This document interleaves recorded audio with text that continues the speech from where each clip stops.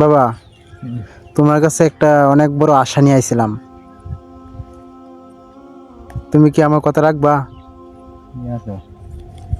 কালিমাটা যদি পড়তা তাহলে হয়তো আল্লাহ তাআলা হাসরের মাঠে মাফ করে দিত।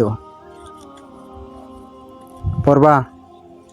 আমার সাথে সাথে লা ইলাহা ইল্লাল্লাহু মুহাম্মাদুর রাসূলুল্লাহ পড়বা বাবা? হ্যাঁ, পড়লে তো কেউ দেখবে না, জানবে না। হ্যাঁ, একবার শুধু বলো।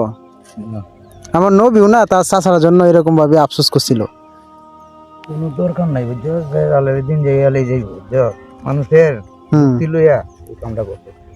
না বাবা, আল্লাহ তাআলা আমাকে বুঝ দিছে, এই জন্যই কিন্তু ইসলামের পথে আমি আসতে পারছি।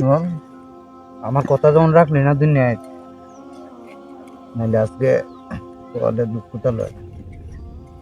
তাহলে কালিমা পড়বা না?